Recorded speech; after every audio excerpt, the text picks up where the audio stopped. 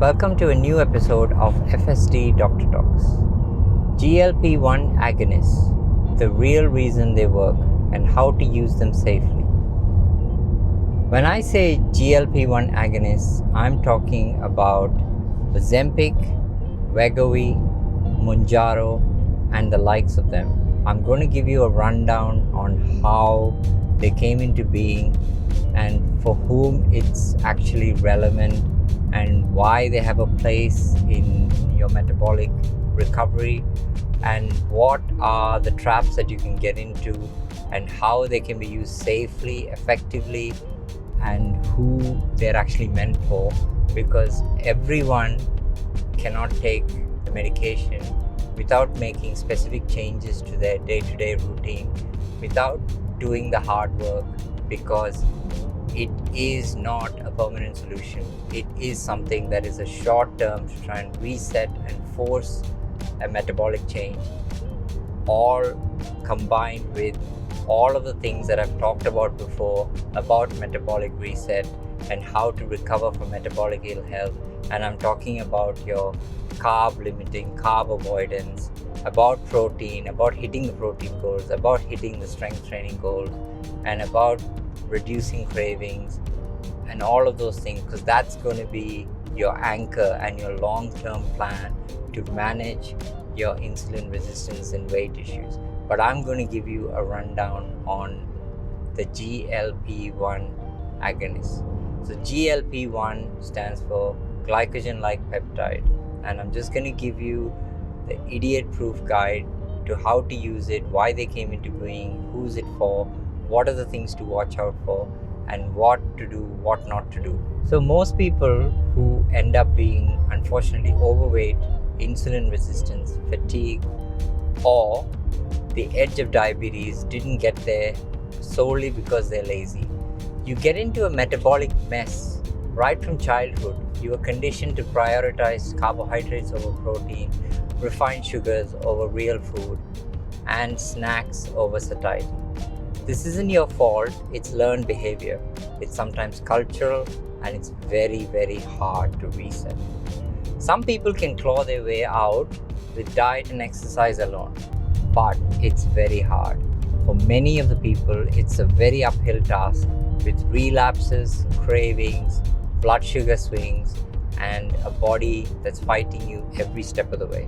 Some of the things that I mentioned about how sugar is addictive and how it hits some of the addictive centers that are shared with some of the other psychotropic drugs are testament to the fact that most people will struggle with this sort of thing. So some people need help, and I'm not one to deny that. I'm not recommending it for everyone, but there is a place for it. That's where the GLP-1 agonists come in. I'm going to break down exactly what the GLP-1 medications do, how they help you kickstart weight loss, who they're useful for, their physics level mechanism, the danger of sarcopenia, and how to protect your muscle metabolism, and obviously long-term health. So when someone tells me my knees are gone, I'm pre-diabetic, I can't stop eating, I've tried everything, what they're describing is years of insulin resistance. Insulin resistance means your body has been exposed to too much refined sugar, too much refined carbohydrate, and too little protein for too many years. You're not dealing with a lack of willpower, you're dealing with a hormonal system that's been pushed off its axis. You're resetting that system. It's possible with cold turkey, but it's slow and it's difficult. And for some people, especially who are suffering now, pain, metabolic disease, pre-diabetes, high insulin, fatty liver, a GLP-1 agonist can provide the metabolic circuit breaker. So what is GLP-1? This is the idiot-proof explanation.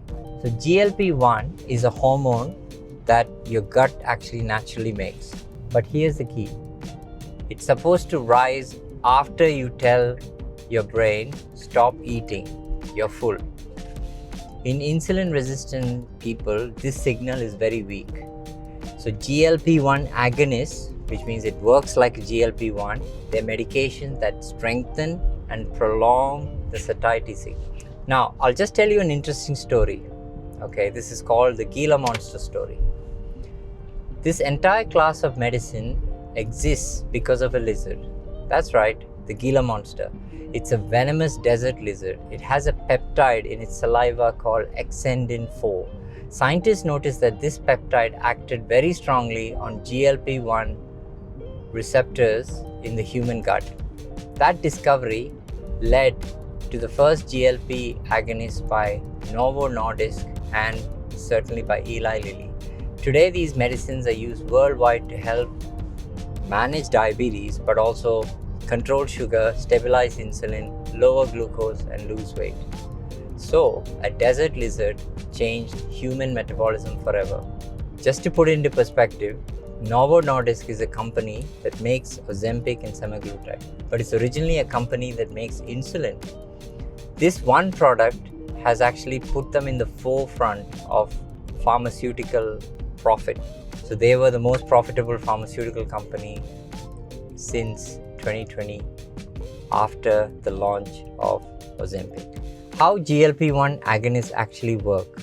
They slow gastric emptying. So food leaves your stomach slowly. So that means you feel full for longer. And they lower insulin spikes. So carbs hit the bloodstream slower. And so they also reduce hunger signals.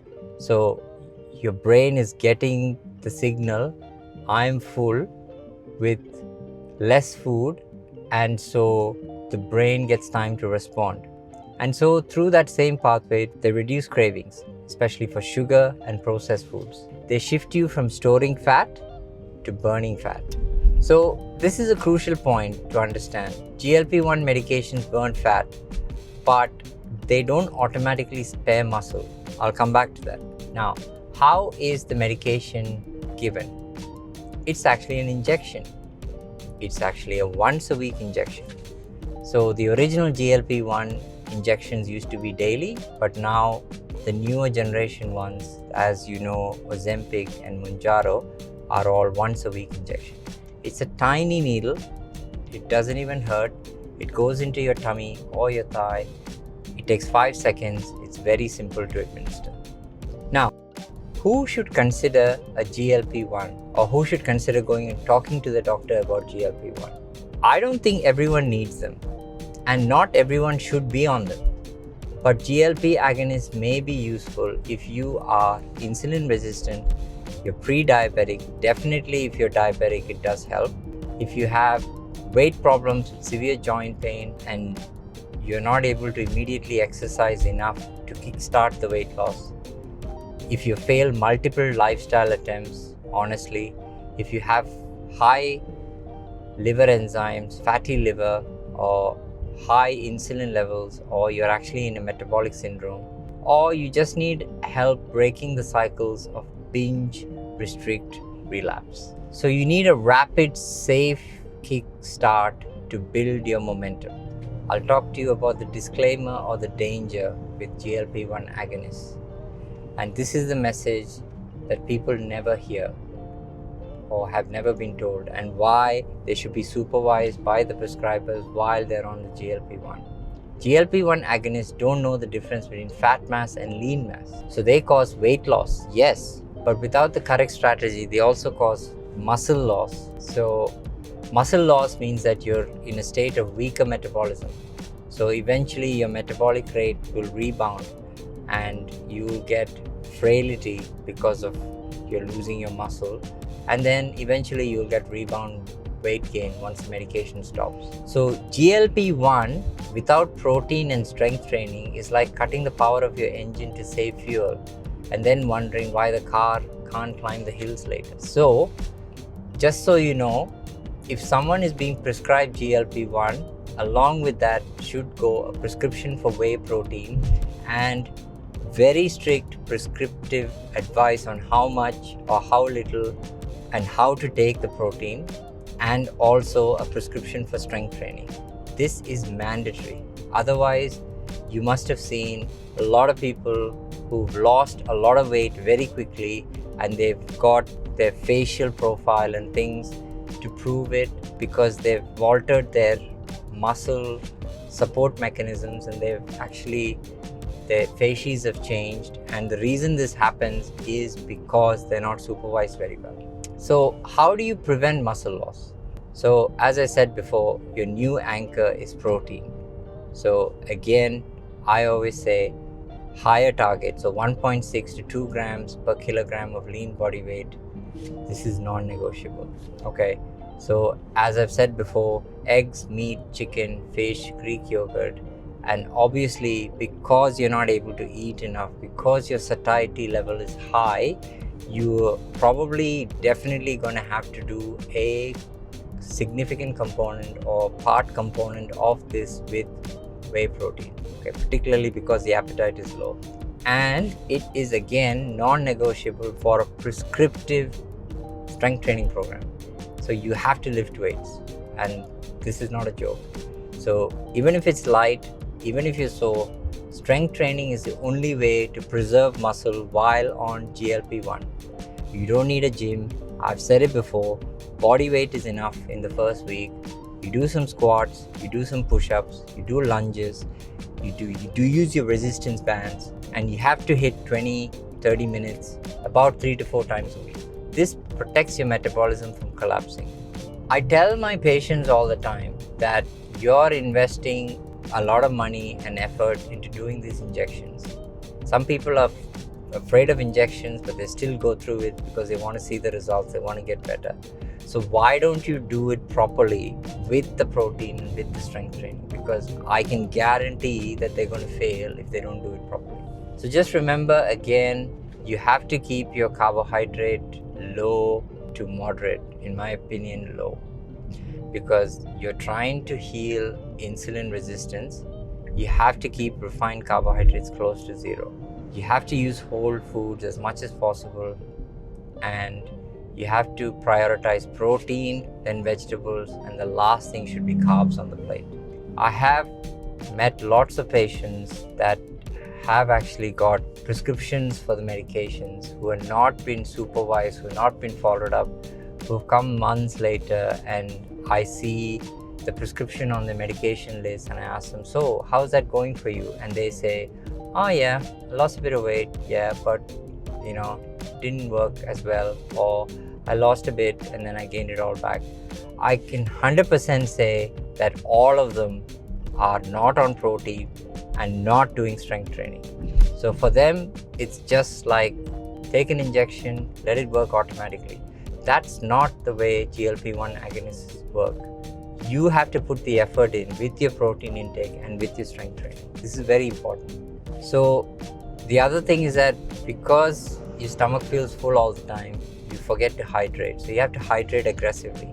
So it slows the gut, and if you're dehydrated, your nausea worsens. You have to have 2 to 3 liters of water every day and add electrolytes which are free of sugar if needed.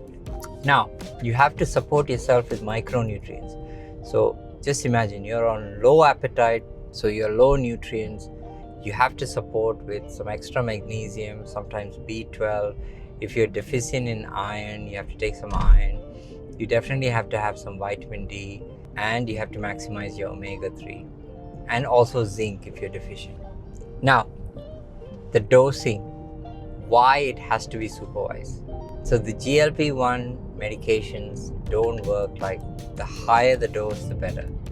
Some people respond very quickly, for example, to the lowest dose of the GLP-1. Some need a higher dose. Some need slower titration because of nausea.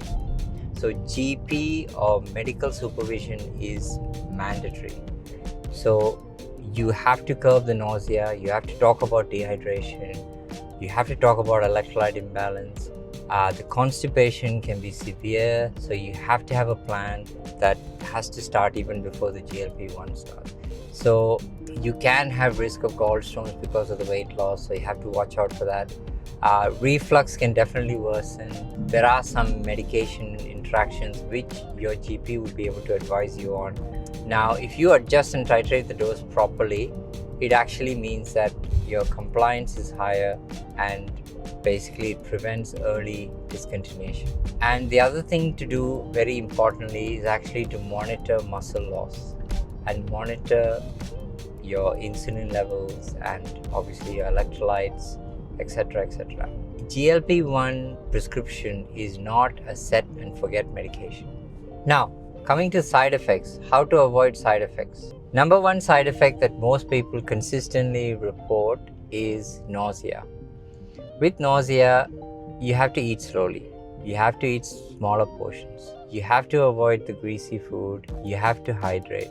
Tips to avoid nausea or reduce nausea is to have things like sipping on peppermint tea or ginger tea. Now, number two biggest side effect, constipation. I tell my patients that if you're not going to the toilet consistently every day, even before the GLP-1 starts, then we have a problem, because we need to fix that before we even do the prescription. So very important to keep your water intake high. You have to keep your fiber, and you have to walk every day. And because it's a slowdown of the actual gut mechanism, I tell my patients that sometimes, or most of the time, patients actually lose the urge to actually feel like they want to go to the toilet. So it's actually mandatory to spend 15-20 minutes sitting on the toilet to actually just bring the urge back to actually open your bowels. You have to go for walks to try and get the bowels moving.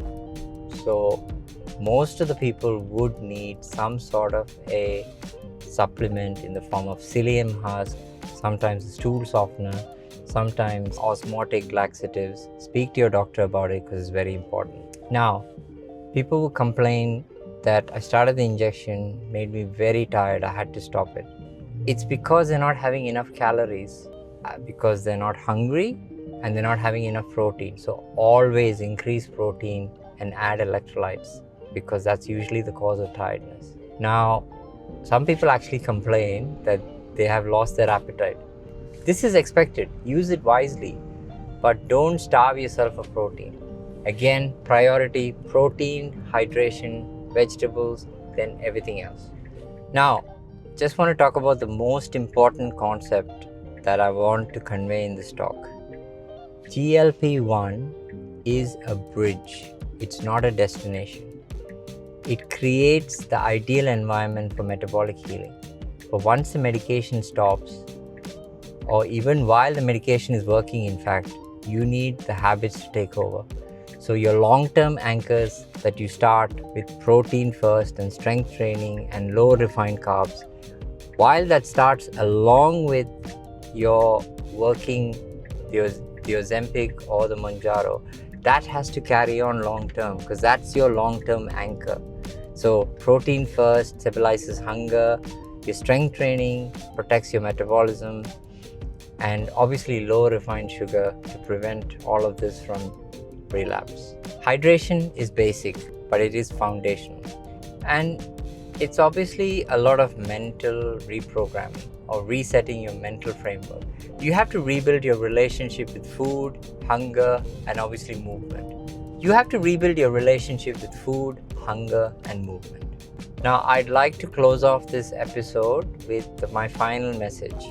GLP-1 agonists are one of the biggest breakthroughs in metabolic medicine, not because they melt fat, but because they give people back the space to make better decisions. There is a place for them, but the medication by itself is never the magic. It's the combination of GLP-1, protein, strength training, and a lifestyle reset. This transforms your metabolism permanently. And the day you stop the injection, your safety net from there becomes protein, strength, routine, and a completely different mindset or relationship with food. And that's the real treatment. And that's the future of your metabolic health. Thank you for watching this episode of FSD Doctor Talks. This was on GLP-1 agonists. I'm sure you may have questions or queries. I hope I have been clear. My disclaimer is, do not consider it. It may not be appropriate for you. Go and speak to your doctor. Discuss your metabolic health in detail with him or her. Understand how they work. Understand that it comes with the added baggage that you have to incorporate protein, you have to incorporate strength training, you have to look after your bowels, you have to look after your hydration. So if you're not prepared to do that, it's not a set and forget thing to actually achieve metabolic wellness. You have to work hard at this. It is, in a way, a lot of nutritionists do describe it as, well, it is a cheat, because a lot of people can't do it the hard way. I'm not advocating for it, but I'm not also opposed to it. There is a huge subset of patients that it is suitable for, but not everyone. I counsel patients about it. Obviously, it's important to discuss all your medical conditions with your doctor and see if it's suitable for your own personal situation. Also discuss financial aspects of using the GLP-1. Duration of use is variable depending on how hard you work your protein and strength training. The harder you work, the shorter time you need to be on the GLP-1 for the reset. So that's important. So I always tell my patients that if you're actually investing the money in buying the medicine, also invest a little bit more in getting into protein and getting a gym membership or buying some weights, so that you can make the investment count. Because if you make half-hearted investment, it's like investing in the wrong kind of stock. You will always fail you. So just be aware that there are things to understand about GLP-1, there are things to avoid, and you have to discuss your own personal situation with your own doctor before you consider it. It is an option for some people, so take the information that I give you, go and speak to your doctor. It may be relevant to you, it may not be relevant to you. Thank you for watching.